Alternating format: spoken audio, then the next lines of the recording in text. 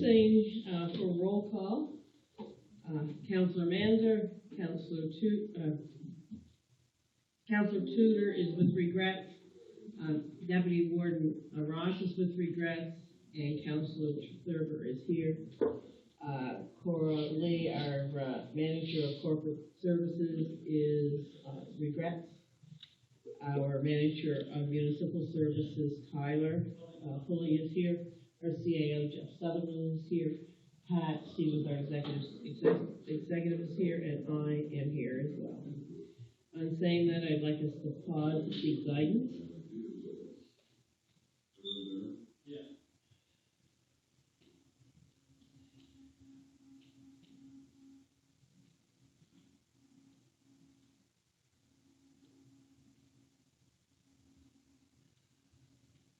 Now, we will go to the approval of the agenda. There is an addition. There will be a 2-3B presentation by Alfred Rose on Japanese knotweed in Digby County. Japanese knotweed in Digby County. Is there any other additions or deletions to the agenda? On saying this, if our meeting is running behind, we will pause at 5 to 6 to get ready for the council meeting. We will do a recess. We will do council. Council must be done at 6 o'clock as advertised as a special meeting. Then we will come back to committee of the whole. Okay. I'll move acceptance of the agenda as amended. Is there a seconder? Seconded. Okay, all in favor? Aye. Contrary minded, motion carried. The next is the approval of the minutes of June 14th, 2022. Is there any errors or omissions anyone saw? I'll move the approval of the minutes of June 14th. Is there a seconder? I'll second that. All in favor? Aye. Contrary minded, motion carried. The next is the first presentation delegation ran by Rob Stevenson, business now lead. Would someone like to move for Rob to do his presentation, please? I'll move for Rob to come forward and do a presentation from the room. And all in favor? Aye. Aye. Contrary minded, motion carried. Go ahead and the microphone is on.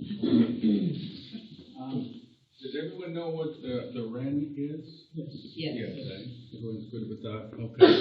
So I'm the business now lead, and basically I reach out to businesses in the region. The region extends from Bear River through to Cape Sable Island. I have a few programs. One of our current programs has a continuous improvement program, which is lean manufacturing, where we put a consultant in the company to help companies get more streamlined and efficient and competitive. The other program that I'm here to talk about tonight is called the Succession Planning Program. And I just need to find...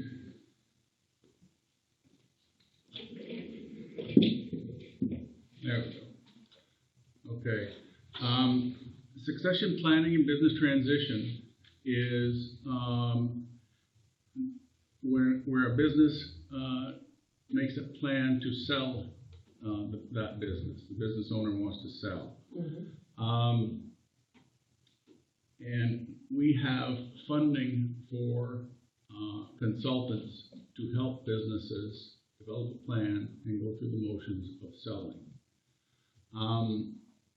So, as we know, our business owners are aging. And just some stats here, and I'll make this quick because I know there's some time concern as well. There are in Canada 1.2 million small and medium enterprise employers. They employ 10.8 million workers with a total business value of $1.5 trillion, and 60% of those are baby boomers, and therefore getting up there in years. The boomers portion of the business value is significantly higher than the 60% of the 1.5 trillion because they've been at it longer and their portion is worth more than, say, a newer startup. 72% of business owners plan to exit their business by 2028, and that was a statistic from the Canadian Federation of Business in 2018, and we would expect that probably there's an even higher propensity to try and exit the business or sell their businesses. Our region, of course, as we know, has similar demographics and trends. Business owners here are ready to retire. So why are small businesses important to our region? There are many reasons. Small businesses provide more jobs than basically all other sectors combined. They provide services for the people living in the community, which leads to the quality of life that our residents have. If you think of the restaurants, the shops, and all different types of small businesses, without those, there's not much of a quality of life here. They're also the largest source of wealth creation in the community, meaning that they generate money, and because of their number and the number of employees that they have, it's the largest source of wealth creation and also consumer spending in the region, typically. Most businesses buy from other businesses in the community, and this makes a network of economic activity. The entire community benefits from small businesses, and it's something that you don't see, but it is certainly there. So what is succession planning? Can you hear me all right? A little late asking, sorry. What is succession planning exactly? Succession planning is the pathway for the independent business owner to exit the company. It ensures the continuity of the business through to the new owner, and it ensures making a successful business transition. It helps to maintain jobs in the community, personal spending of the employees and the new owner. It helps to maintain the business's economic activity in the area with partners, suppliers, and clients, and it helps to maintain the service or product offering of the firm, which benefits the community. Succession planning seeks to make business transition smooth for the new owners. Why are successful business transitions important? Because in addition to all of those things we just mentioned, a well-planned business transition will maximize the value of the business for the business owner, and usually the owners have 75 to 95% of their personal net worth tied up in the business, and therefore this is that small business owner's retirement fund and his family, her family usually. Succession plans make successful business transition, and this helps keep the active businesses in our region. Why is keeping businesses here important to us? Because of what we mentioned, it's a web of business activities. Many businesses start up or relocate to a region in order to work with companies that are already here or to serve the people who live here. Growth begets growth. The loss of businesses, on the contrary, can cause the loss of more businesses and a downward spiral. We have an example of that in the mink industry when all of the support businesses went with it when the mink industry faltered. A good example of a network of businesses is the fishery. It supports many other businesses like seafood processing, boat shops, packaging, manufacturing, equipment manufacturing and repair, metal and welding shops, refrigeration companies, trucking companies, rope and net manufacturers, trap manufacturers, bait companies, and also the retailers and services of the community as well, and many others. In any community, there's what's known as a business disruption risk profile. Basically looking at what is the propensity, the probability of losing businesses or not getting new ones. The data points indicating the region's economic risk, the risk for losing businesses, includes the population growth rate, net job creation rate, the concentration of high-risk industry sectors, the concentration of businesses founded prior to, say, 1990, concentration of business owners who are over 55, and having a large number of owners with no transition plan. And also a community credit risk. The risk factors for the community based on that, which can tell you about the area's ability to retain businesses and have economic stability, are essentially tied to all of those. If there's population stagnation, an older business community, a lack of industry diversity, a dependence on one industry, for example, a lack of available financing for the businesses, and also if there's maybe a declining per capita median income, and there's, Excuse me, yeah. I gotta back you up. Yeah. What do you mean by the per capita median income decline? It means if your average household income in your region is declining, that puts a lot of pressure on businesses. You know, if you're in a real affluent area, a small business can get by much easier than where there's not too much disposable cash around. That just wasn't in my head when you were Yeah. saying that. Thank you. Yeah, no problem. Underperforming business retention and expansion efforts, and declining job creation numbers.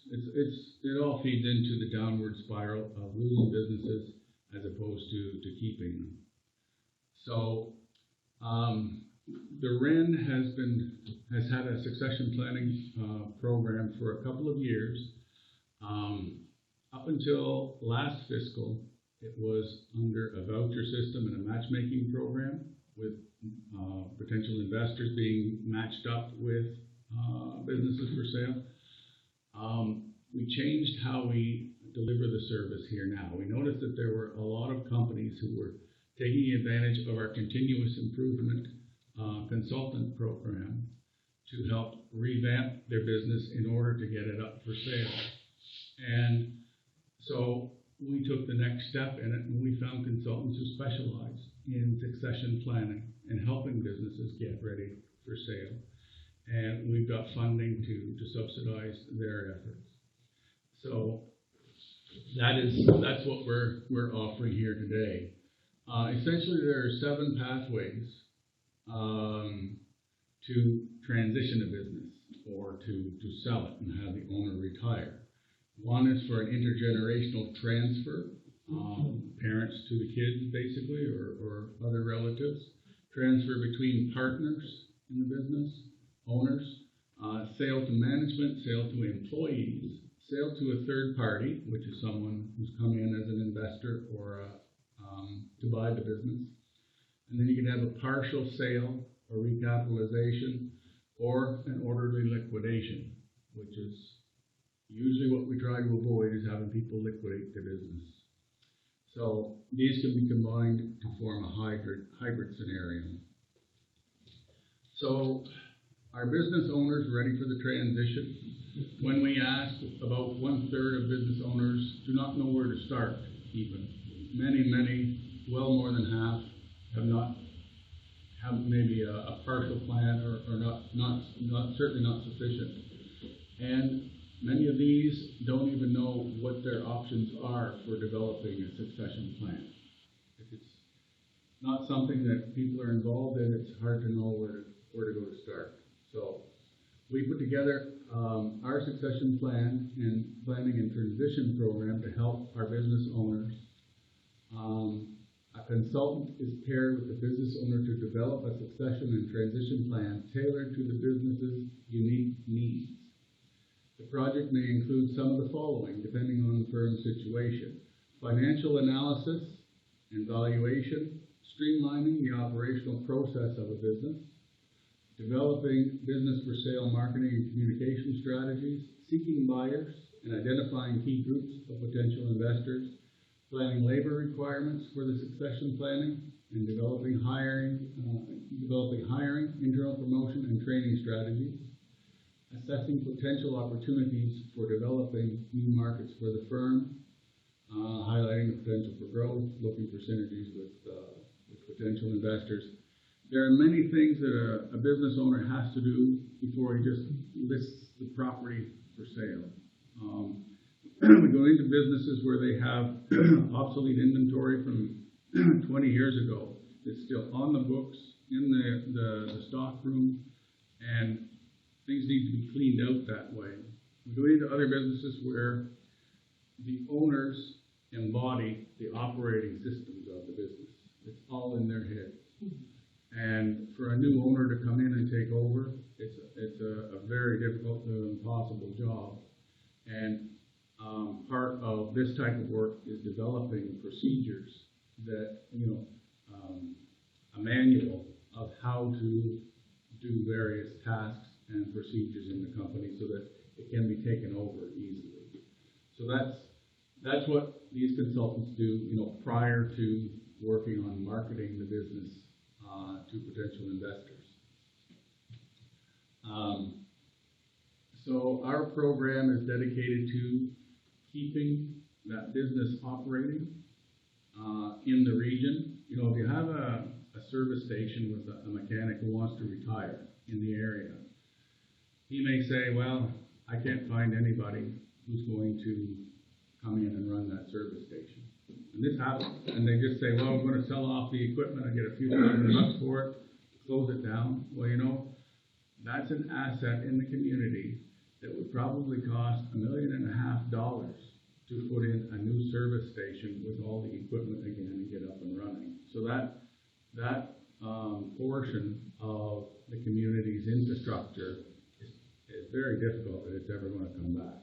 And that's what we're trying to avoid. We're trying to help these folks get their retirement fund, but also maintain that economic activity here in the region.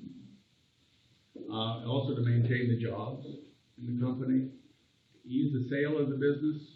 That's what we're dedicated to. Maximize the owner's retirement fund. We started this version of the succession planning program last fiscal. In 2021, we had 10 companies participate in that. That's one of the owners there participated. The two owners, the old owner and the new owner. So it's kind of good.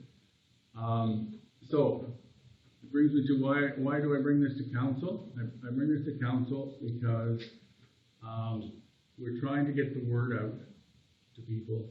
Do any of you know business owners who are at the stage of probably going to retire, whether they said so or not? Probably, eh? Yeah. So I guess I'm here to ask tonight if you could reach out to them, especially those who might be thinking of selling or who are at that age. Let them know that we have this plan, this succession planning project that we can set them up with. It costs them around $1,000. It'll be worth the subsidy is 88%, so it's $8,000 or $9,000. So it's a very good deal that way, and especially for folks who think that it's going to be very difficult for them to sell their business. There is this option out there. It's here to help them, and I know that a lot of older people. There's one who's 81 years old, and I know she's got no plans for selling her business. But a lot of people are in their late 60s and into their 70s, and this is a difficult step to take because they're unfamiliar with it entirely. So it's hard to get them to take a look at it and say, we can help you, we can get you some money for your business.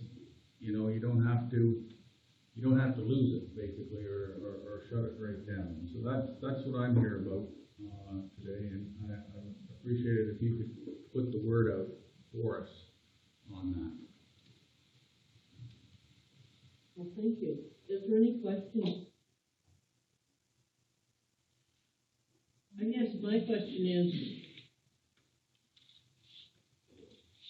when it comes to liquidation, it's not always a good thing.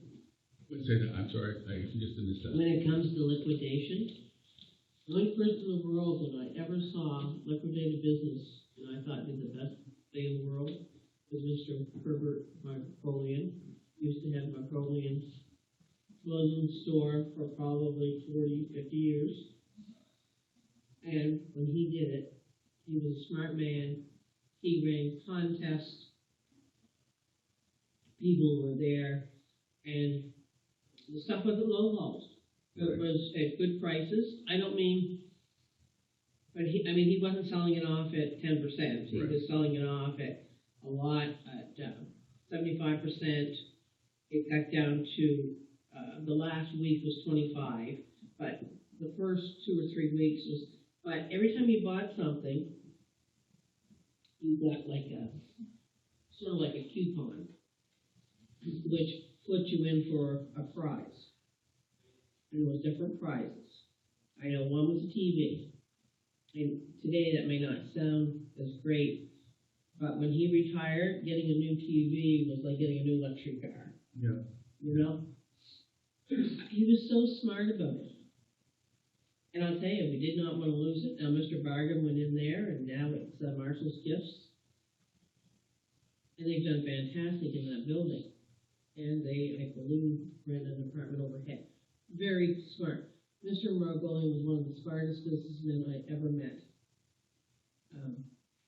It's a shame that that didn't stay on, but he worked with the community, and as I said, and I hate it when, I went down when I was in Yarmouth a couple of months ago now, and I walked into the store and was looking around, and I said, there's a lot of empty spots in here. They said, oh, we're selling out. Yeah. And, yeah, and, they said, no. I said, no one wanted to take this over. And she said, we tried. And then these two ladies were selling their business out. Oh, dear. And I'm sure they, it was at a loss. But all I'm saying is,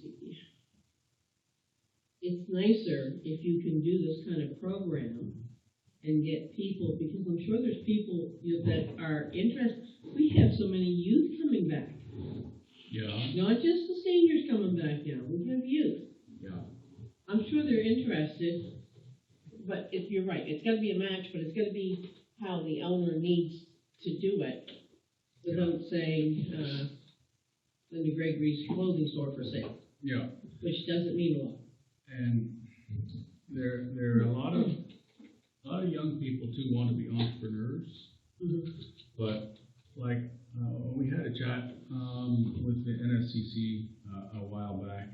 One of the points I mentioned was that you don't have to do a startup business to be an entrepreneur.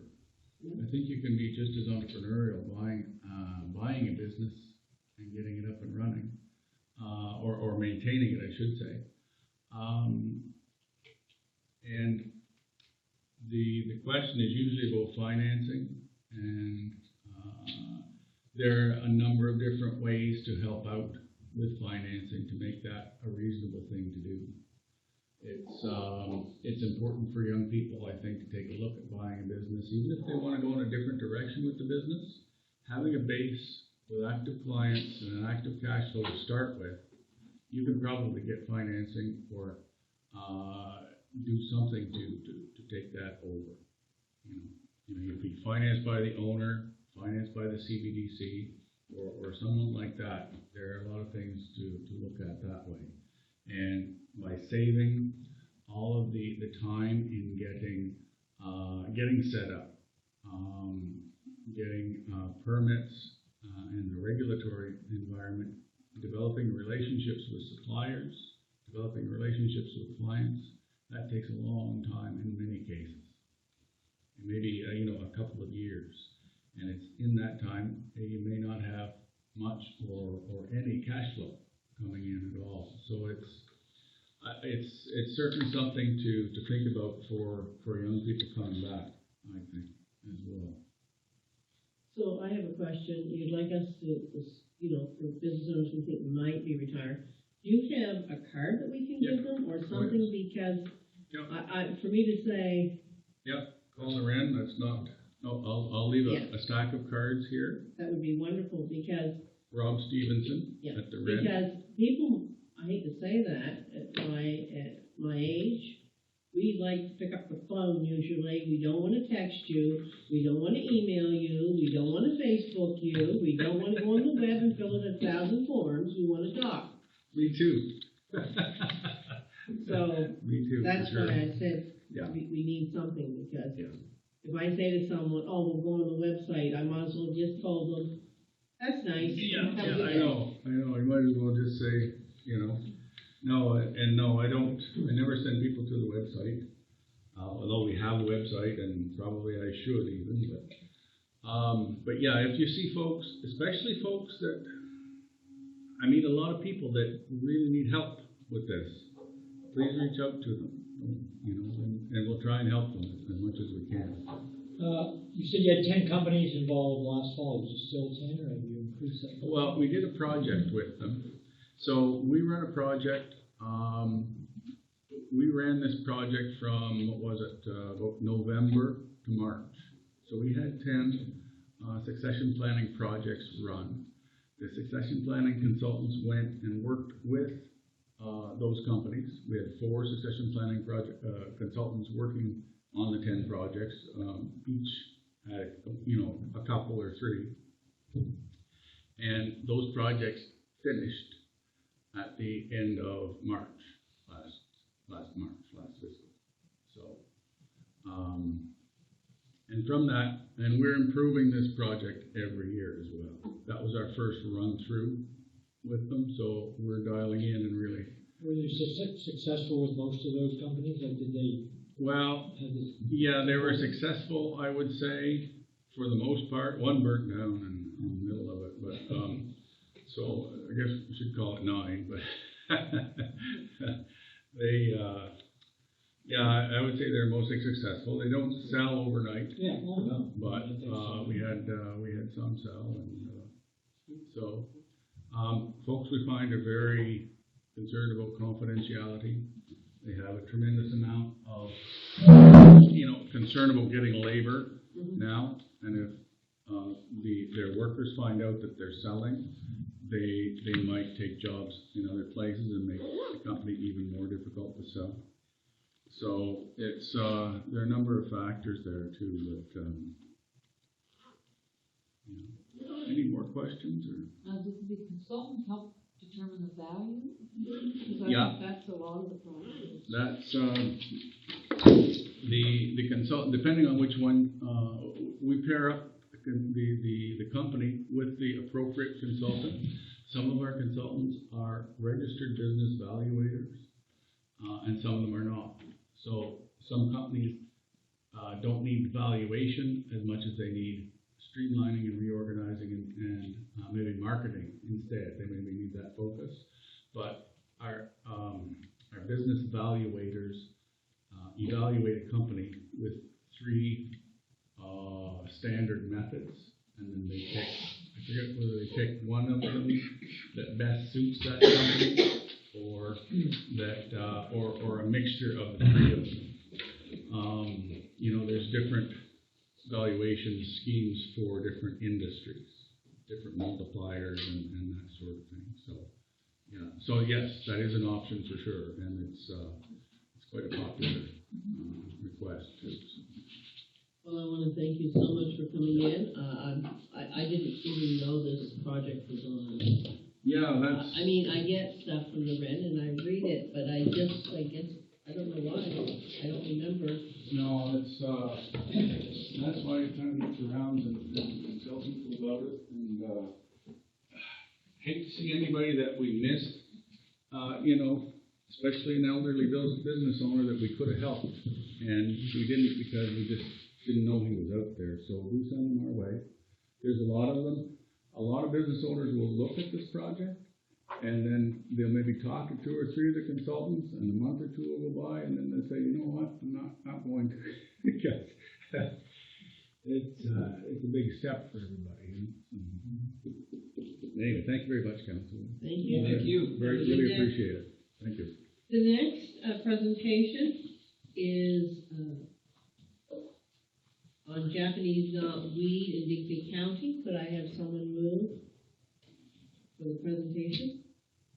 So we'll Is there a seconder? forward. I'll second it. All in favor? Aye. Contrary minded, motion carried. If you would sit behind the mic, sir. You want me to, no? Yeah, sit there, and then you can give your presentation.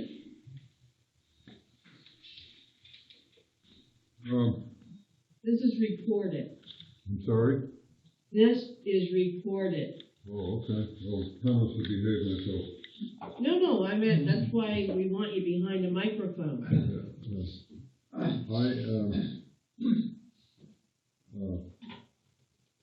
To start with, and to legitimize my plight, I lived in New York City and grew up most of it. And but anyway, the high school part, I took agriculture, and I had to travel 2 hours to school and 2 hours home from the Bronx out to Long Island, past Times Square every day. And so you better like it if you're in it. So anyhow, years went by and so forth, and I ran a business down in New York, in the Bronx, and for some 30 years. So agriculture has been a part of my life. In school, I would spend my summers on farms, haying, milking, and doing other things, because that went to part of my credits. So it's been instilled deeply in my life, and we are at a juncture here where it's time we smartened up and go after this Japanese knotweed with forethought and with a vengeance to get the job done. We have powers that are willing to assist. Just to give you an idea how important it is, I went up to Ketco, to the Cooperative Extension people there at the college, and I had quite a discussion with Colin, and he's a agent, and he said, all right, he said, I'll get something together for you, and I'll send it down. I said, fine. So I didn't realize that he was so, I guess you might say, emphatic. But anyway, he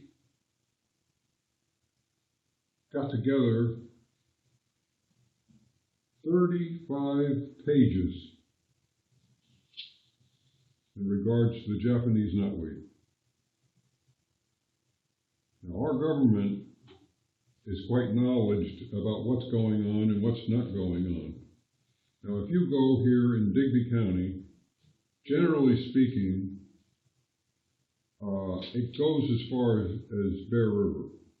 I haven't really looked hard, but I don't think I see it north of that to speak of. But we have an epidemic here, and it's getting worse.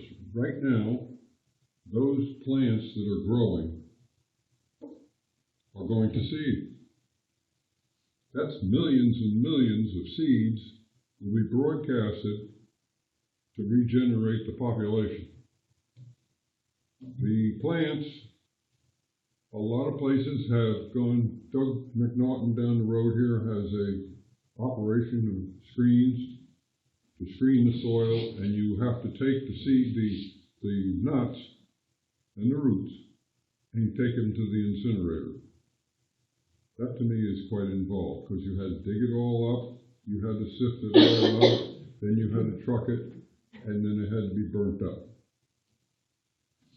I don't think that the Joe homeowner is capable of handling anything like that. I have a friend of mine, Mike Brinton, and he bought a piece of property on Digby Neck there, going down.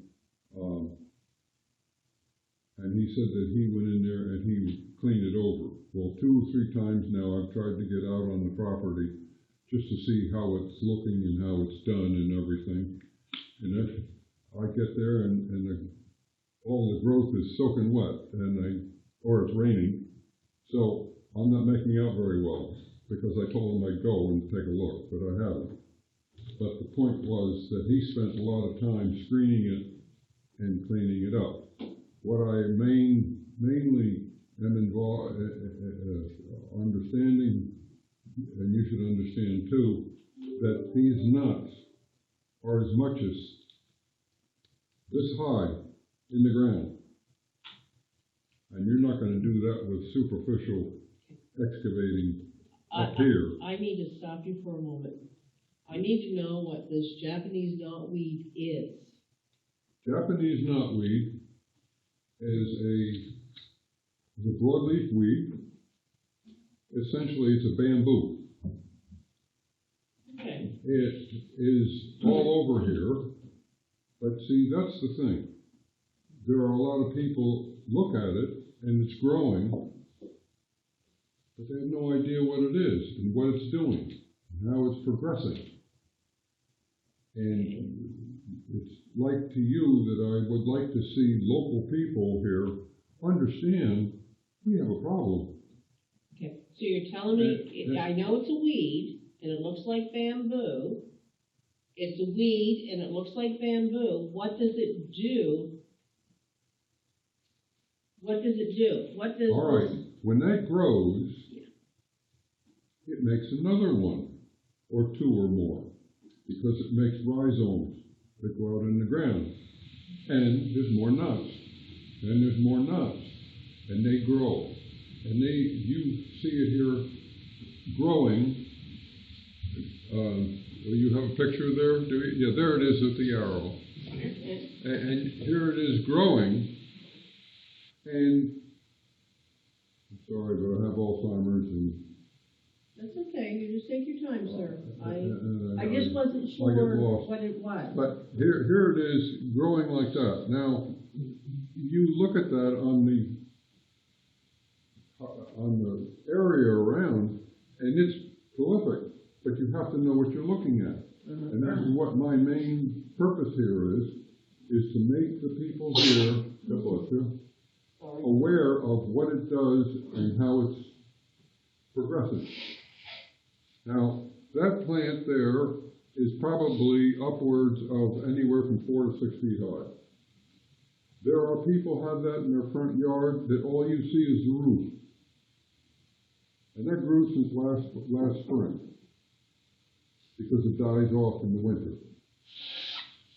The plants, if you can get down on your hands and knees and you look at the base, the stems, bamboo stems, are as much as 4 inches apart.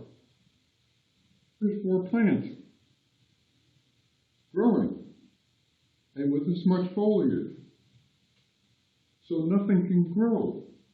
So all the beautiful flowers that you see on the side of the road, the rose bushes and the daylilies and all the rest of them, will be choked and they'll be gone. Okay. Honeybees will be no more because there'll be nothing there for them. All the pretty flowers that we see every spring. Oh, it's springtime. I saw all this and I saw all that in flower and so forth. And here it is. If you watch and see what happens, this grows up and it's underneath there's no growth. It's just ground. So it's killed everything in its path. I'll see if I can,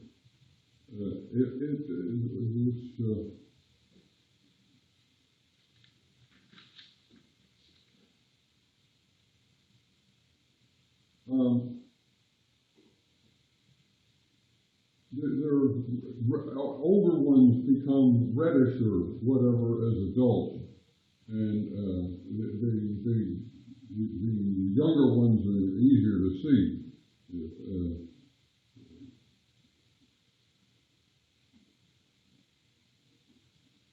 So I have a thought that for the homeowner who has a plot of it in his yard, like here, he and his wife could go out there and he could cut the stem off. Now, Roger Outhouse wrote an article in the passages back a couple of years ago. And it stuck in my mind because this is sticking in my craw all the time, this plant. And he indicated, and I tried to get in touch with him, but he's away at the family, and he might be back this week, I think. I think it's this week. His idea was that you could go, and the first person would cut it off at a reasonable height, and put 3 drops of Roundup down a tube. Yes, it's timely. Yes, it takes time.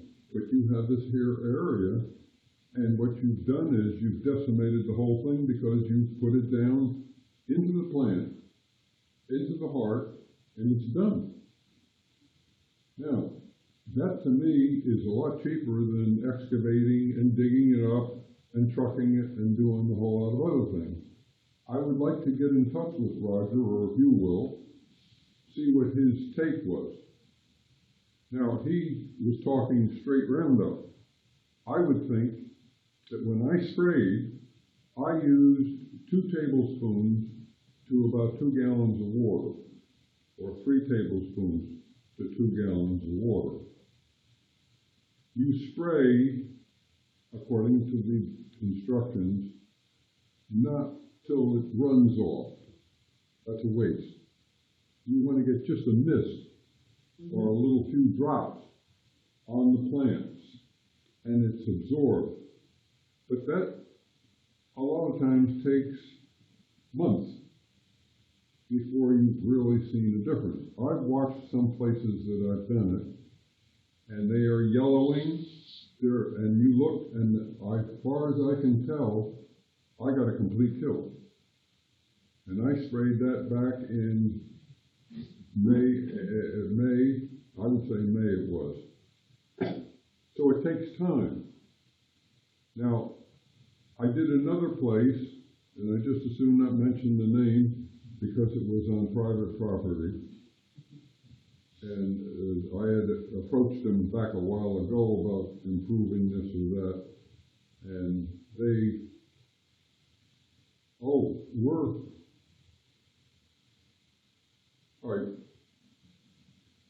keep your mouth shut too, please. But we're Nature's Conservancy, and we're conserving nature. Particularly the property is in Pond Cove. I don't know if any of you have ever been there. But it was a farm lot. And there were barns and other things, houses, people lived there. A farm. And the pasture, back years ago, there was a flock of sheep. And they would graze in there. And they would eat a lot of the greenery and everything else. And it kept the stuff low and nice and beautiful. But since they took it over, of course the sheep are long gone.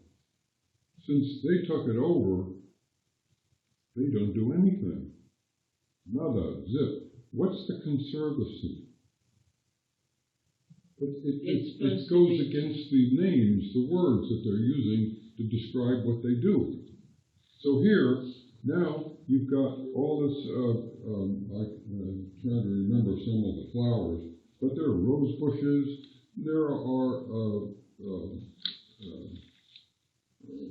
the wildflowers, and lilies, and lupins, and all those flowers that we all like. And that's one of the reasons I'm here. Because as a horticulturalist, it's beauty to me. But bit by bit, we're losing it. The farms are not farms anymore. It's all grown in and so forth. That you must accept. I try to do what I can do. When I did the little pruning at the ferry slip in Tiverton, and there was an alder growing up in the rose bushes that were there. So I had my shears in the truck, and I had another pair in the car, and I pruned it. Well, after 2 years, it's no more. But the rose bushes are there, and they're pretty, and they bloom, and it's nice. That, to me, is conservancy. It's taking care of something that you cherish, that you like, and it's nice. And this is not what they're doing. So it's a misrepresentation. So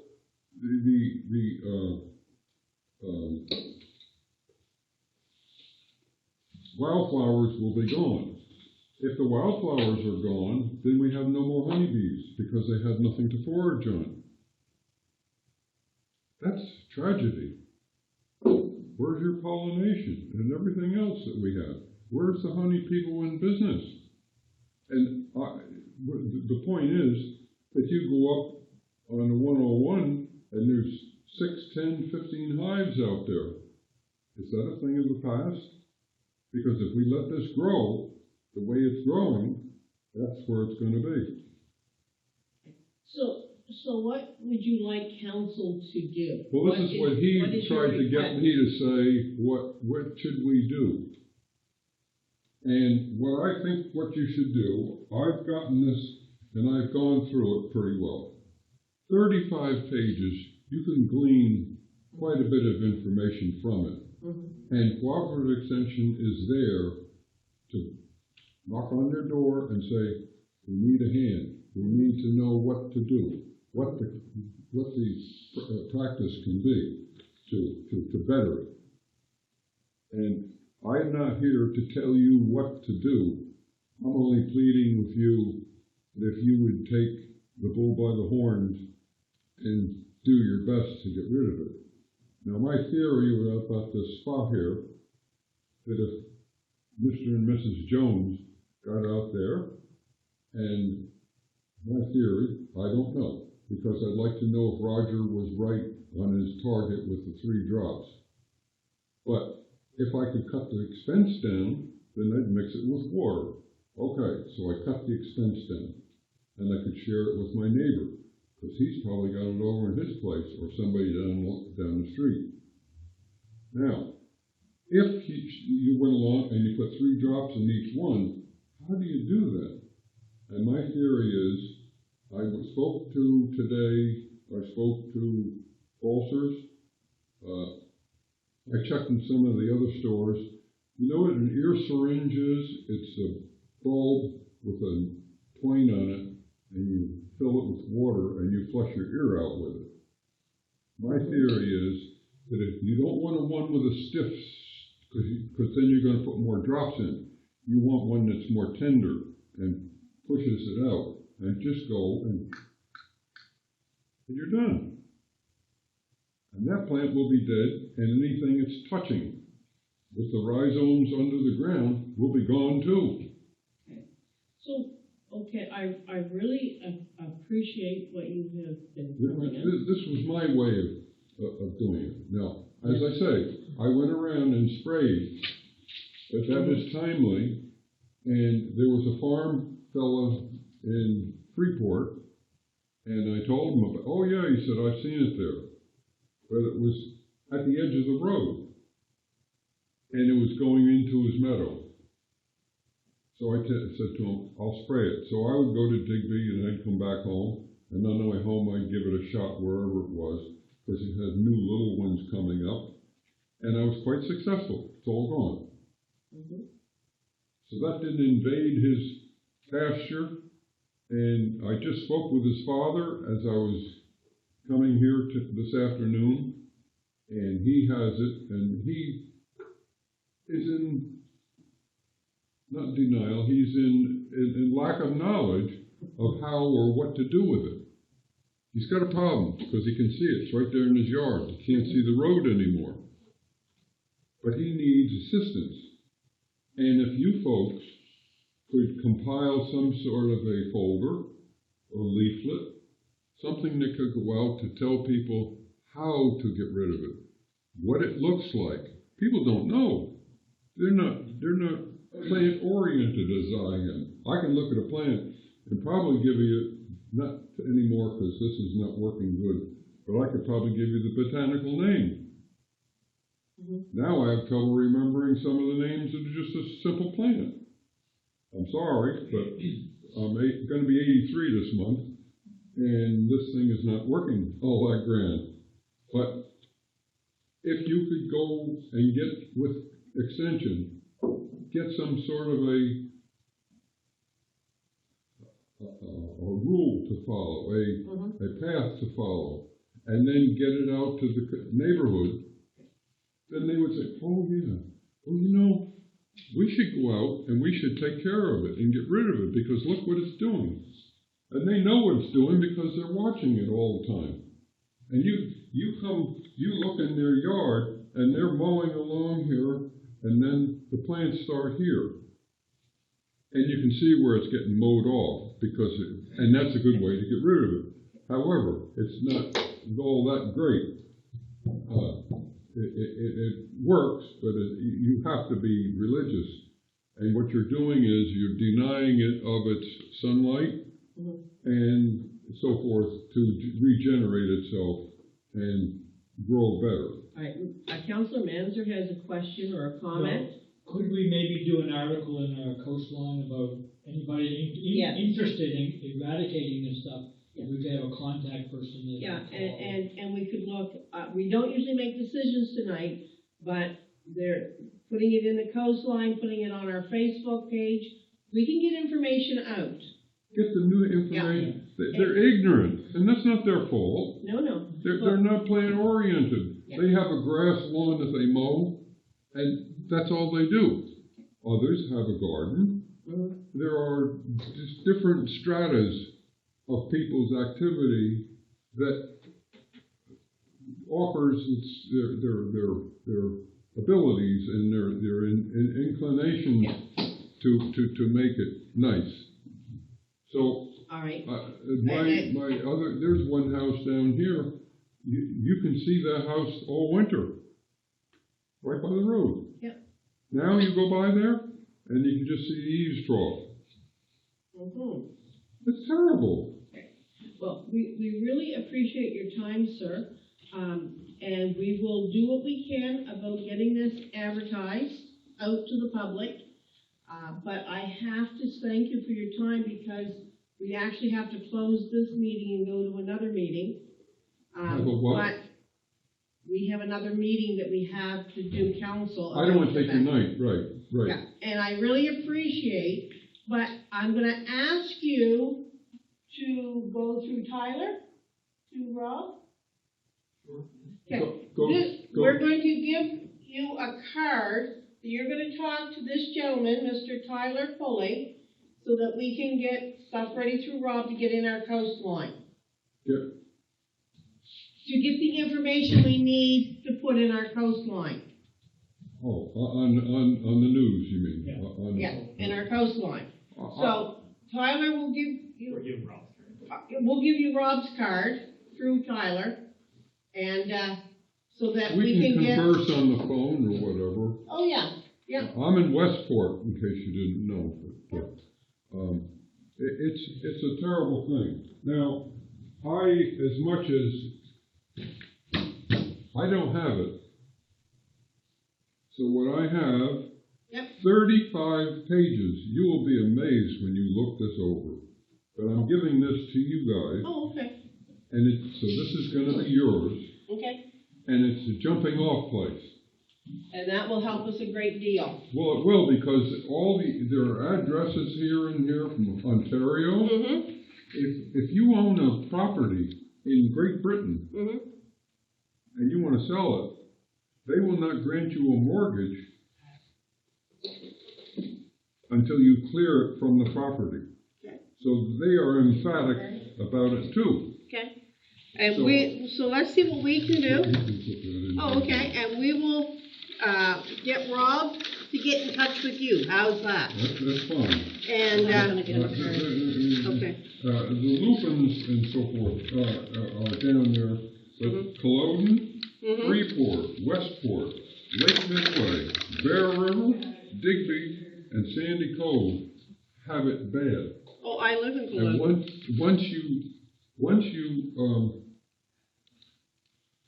see and understand and realize and you know what the plan is, then you will understand how prolific it is. I went to the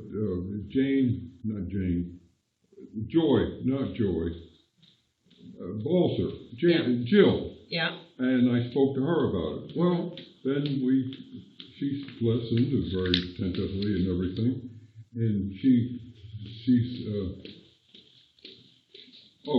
so I went out, I left, and I pulled out in her driveway, and across the street over there is a parking lot, and the whole back is just covered in. So I took her outside, and I showed her what it looks like, and then she can understand, and she can touch it, but you don't know what you're doing. You can't, you have to learn, and visualize what there is and what it's doing. And that's why I came, because I love horticulture. And we really appreciate your time, and we appreciate, I've gave you Rob's phone number so you can call Rob. Okay. And if you give me your phone number, we'll have it on here for Rob who can call you. Okay. So. 839-2260. So, again. My name is there with Yep. the address. So thank you so much for the information. We really appreciate it. And we have to call an adjournment of this meeting. Okay, I'm sorry to take all your time. No, you did not take our time. We appreciate the information. I find that as the bamboo gets older, it's harder to cut. So the fellow that's doing it might need a pair of lopping shoes rather than a pair of hand shoes. But it is doable to put that. But I just thought that was a nice way for somebody in their yard to take that much or even a little more and just put 3 drops in. And you did it. I have a few spots down there that I sprayed earlier, and it has different readings. Where if it was out in sunshine where it was growing and it was a thriving plant, it has yellow. But if it was on the edge of a shade, it didn't kill off that fast. Yes, it's burning, but you have to wait weeks to see. So there are different stages and different things. I could go on, but I don't want to. Okay, I thank you, and You might want to go to bed tonight. I'm going to ask our council, would someone make a motion for recess for our council meeting from the committee of the whole? We take a recess from our committee of the whole to go to our special council agenda. And can I have a second? Seconded. All in favor? Aye. Contrary minded? So am I discharged? You are done. All right, council is now, committee of the whole is now being, come back after our adjournment for recess. So recess is ended, and we will start where we had stopped. We had finished with both presentations. Now, 2.4 is unfinished business for the minutes of June 14th, 2022. Does anyone have any questions or concerns of unfinished business? Okay, then we will continue. The next is the CAO report. Again, just a reminder that we're going to be nice to everyone, and we're going to have no meetings August 16th, 23rd, and 30th, but we're going to make sure you make it up in September. So in September at 5, we're going to have a bylaw and policy. September the 13th, the committee of the whole. September the 20th, we'll have no meetings. September the 27th, will be council. October the 4th is bylaw and policy. Does anyone have any concerns about any of those? Okay, hearing none. The CAO update is here. Is there any questions or concerns? As was put in, everything has been addressed or forwarded to the meeting. Anything is highlighted that needs to be? Is there any questions or concerns? Hearing none, we will go onwards. The departmental reports. Is there any questions on any of the reports? What's the dog control when, Scott gets a call from the town person? He doesn't deal with it, he just refers it to the town? I was gonna say, yeah, it would initially go to the town, to Bruce Baxter. Scott is there to assist him if needed, with certain elements, but the call would initially be directed So to. Scott doesn't really have to do anything about it, so. Well, no, he would direct them to Bruce Baxter. Yeah, but that's, unless we require assistance on site. Yeah, so that's, Scott is kind of a dog catcher in the traditional, so we have an agreement with the town of Digby on what we will actually provide. And basically it's the physical dog catching is the service we provide. They have a bylaw enforcement officer, they do the dealing with the residents or any fines or anything like that, it's all through them. And This month was about 5 or 6 calls, right? Not normally, you only get maybe one. Yes, it did seem to be higher volume than usual. But if there was a dog that had to be taken, it would be taken to our area.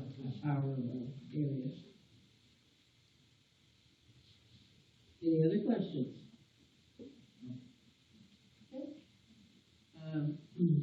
So we will go on. The next one is the Tiverton Christian Church. Oh, what about the other, there's one that, Did I forget something? Terry's report. Says the one whose money had been received for the. Whoa, we get it. Are we allowed to say names? I'm not quite sure where we're going with this. You're asking about that one that was, we haven't paid yet?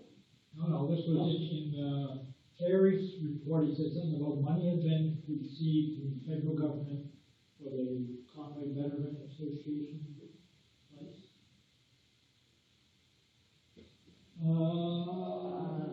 Somewhere in. Yes, I believe earlier in the spring that was an announcement. Yeah, I think it's right there. So is there anything presently going on with that? Is anything being done? I don't believe any member of our organization is connected enough to be able to answer that question. Yeah, We don't have that anyone on the wasn't board, announced- and that wasn't Terry is no announced. longer actively working with them. In the beginning, Terry was. Okay.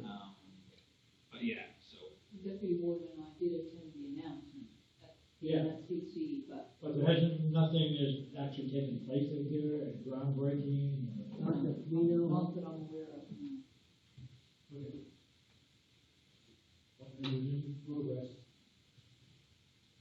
Not that I know of. Okay, there was no dangers in unsightly premises. Number 4 is business items, 401, Tiverton Christian Church funding request. And it was really hard to read because it was so little. I had increased mine to 175 or something. Oh, I couldn't get it. I tried to use a magnifying glass to get what I needed to read. So, what it is, the Tiverton Church. I think it's just easier if we summarize it. Okay. The Tiverton Church is, doing like a food bank. And they have a food bank on the island as well. And, they're asking if we would like to give $2,000 for a total project for, the food bank pantry down there. They have requested the total amount from us. There are other churches that do this as well. I want everyone to know that. And plus they have a food bank down there. So,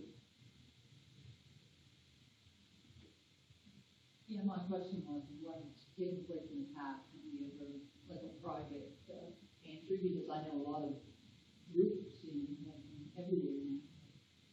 yeah,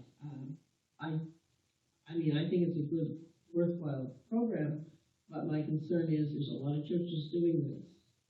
And they're asking for the full amount, nothing, from anybody else. And, as I said, I know there is a food bank, I know the church is trying to help the people in the area, and I understand that, but we know a lot of churches. And there's also other agencies too, there's a food bank here in Digby, there's, like a meal, there was meals on frozen dinners or something. Yeah. Meals Well, we on- have, at the Catholic Church, from different organizations every Friday. It's called a soup kitchen, but it's for anyone to go, and it's not really a soup kitchen, it's a one-pot meal, is what they mean. And, they have over 50 now going to it. But it's meant for socialization as well. It's not, but there are things out there, to try to help people, and, Yeah, Cape Nova Scotia, like I would think if that area needed assistance. but yes, they and Counselor Tudor is planning, I don't know if he has yet, he was planning on having a meeting with Feed Nova Scotia. So my suggestion would be that maybe, David get some information about Feed Nova Scotia and give that information to them. Or actually, we would write a letter and explain that, maybe they could look at Feed Nova Scotia for help. But that's council's decision. We have a whole bunch of stuff we could donate. That is the food banks, we're down on the. Redonate. Right, so for point of clarity, so this is separate from we believe this is separate from the other food bank on the island? Yes, yes. Right? So We're just mentioning that. Yep, oh no, I just wanted to make sure we were Yeah. all on the same page there, 'cause So, we have supported that one on and off in through the years, but this is a separate new one. I just wanted to make sure. so, I am hearing that we send a letter, at this time we cannot, do this funding request, and that perhaps they try Feed Nova Scotia, and maybe talk to the other food banks, Digby and on the, Freeport. So would someone like to make that motion? Send a letter, giving them some information on Feed Nova Scotia and speaking with other organizations. And is there a seconder? Second. All in favor? Aye. Contrary minded? Motion carried. The next is the Scallop Days funding request and letter of support. Again, I think this is a, good thing that, they're trying to bring in, for people living with mental health and addictions, to perform at Trinity Anglican Church. For Friday, September 30th right now, they're applying for a grant and they're asking us for a letter of support, which I would like to do separately from the funding request. So how do people think of a letter of support? I would, yeah, we should write a letter of support. So are you making that a motion? Yes. And is there a seconder? I'll second that. All in favor? Contrary minded, motion carried. This is, has to go to them tomorrow because of them getting this letter early. The funding request, I do not feel there's enough information for council to make any kind of decision, like where's money coming from other organizations, or they've applied to other organizations, or businesses, or whatever, and will they be trying to make a profit, and if so, I have. Plus, we already donated to the Scallop Days. So, how do you feel about looking at more information? Just to see what's going on? Yes. Not saying we're going to be, but there's not enough information. See, costs, Yeah. did they approach, town council and, who they also approach? Yeah, that's what I mean, and how they think, are they selling tickets, is it free? He is doing a performance in, Yarmouth and Margarettsville, They've been sold out. Halifax, so that's the only one that's so, but I'm Oh, just saying. I was told, the other two had sold it. Not that I know of, no, Oh. it's been recently. Okay. I'm just saying, they said that he was zoning in Summerside and Lunenburg. Now we're looking at reading the hearing now. But like, yes, I don't know how much it costs to have them come or anything, yeah, still enough information. Yeah, we need the information. So would someone like to give a motion for staff, or do we need a motion to direct? No, staff? really, I think I can just get that and bring it to the September bylaw policy. Okay, and we will let them know that. The next is the Department of Public Works, Digby J-Class subdivision. And what they were asking about was the cost share on subdivision, village and subdivision streets. And did we have any that we wanted to put forward? And I don't think there was any for this year listed, was there? Well, see, this is a tricky, so it was this same letter last year that triggered the start of the conversation we had with TIR about these J-class roads Okay. and that. So, TIR, our meeting with them is October, this year, and J-class roads is a discussion because they have been put under, or they've been contacted, particularly by people in the Westport area. There are some roads there in need. So the province puts this out, what's the deadline there? October? It's October or something. Right.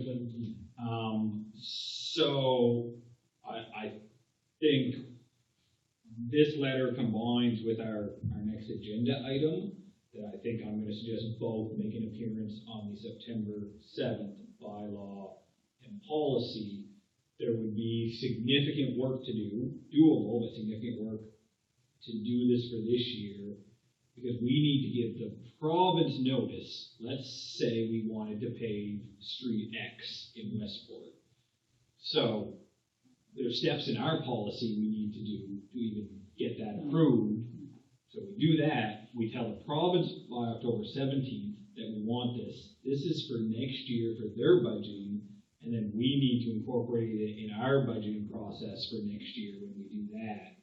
They just ask for it early because they're working on their budgets long before we are. So these are the ones where they pay 50%, we pay 50%, and then we area rate 25% of our 50%.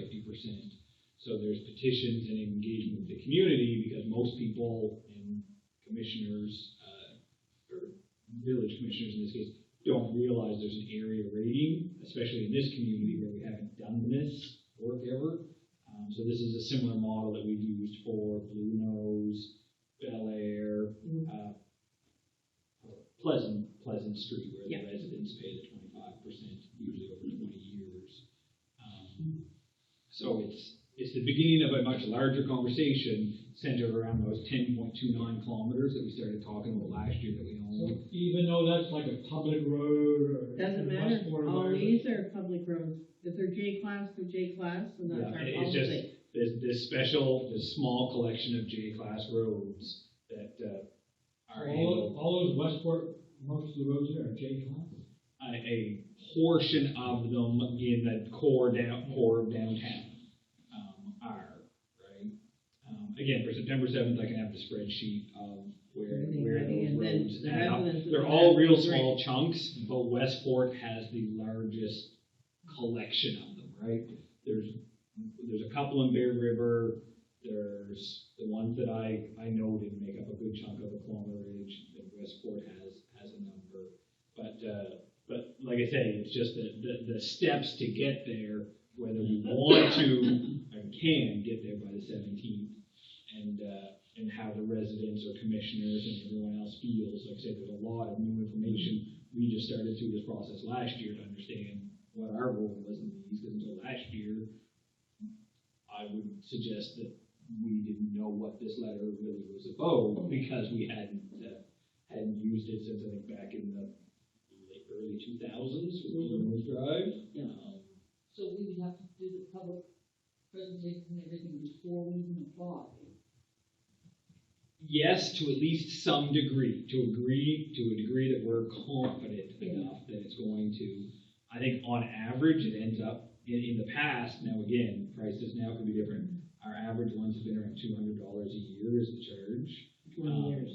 For That's 20 what I'm years. thinking. So they normally elicit some feelings. I think the warden had done some surveys, or not surveys, what do we call it? A preliminary survey with some of her area on a couple of area rating projects. And I don't think she was kicked off the steps anywheres, but we didn't get to the formal part of a survey because the preliminary one just was Majority. was That's what we had. relatively negative. So like I say, one, we gotta talk about this when the counselor for the area is at the meeting. And there's just so much new information with, and like I say, our J class, we luckily have a very thorough J class road policy ourselves. And we have experience and we've got precedent on how we handled our other J class roads that we very much have to follow for equity for taxpayers. What about, condition of other J-class roads compared to Westport? I mean, it says there that nothing been done for 30 years, and maybe. Well, there was nothing done on these roads forever. No, People had done them. what would you say, has anybody actually checked it out and said, okay, this road could go another 5 So years, this one maybe. there should be done now. is some need, that's why it's coming up at our next TIR meeting. There is, I'm gonna say basically some agreement that there are some of these, if not all, that are in challenging condition. But again, there's going to be significant costs here and just a very new idea for the area is the concern. So that's why TIR wanted to start us last year. They were following up, and then this letter with this. You can't put it off forever, so we should start doing a little bit. That's it, Well, right? yes. but And this is we gotta our make sure greatest. The residents agree. Oh, yeah, but yeah. This is our Well, it greatest gives the option if they don't concentration. wanna, okay, well, we'll leave it Yeah. now. But no, TIR has acknowledged that most of these are in some need of work. So I would like to ask for, the Department of Public Works Digby J class subdivisions be referred to the, bylaw on policy of the September meeting. So, Is there a second? Second. All in favor? Aye. Contrary minded? Motion carried. The next, I would like to refer the Village of Westport repaving, to the, September bylaw policy. Is there a second? All in favor? Aye. Contrary minded? Motion carried. I do agree with our CAO. I think it's very important for the council and of the area. to Oh, keep- yeah. You know, And like I say, it's just so new with the area rating idea that I'm sure even the village commission that wrote that letter, they certainly have not interacted with Oh, you. yeah. They're not aware of that.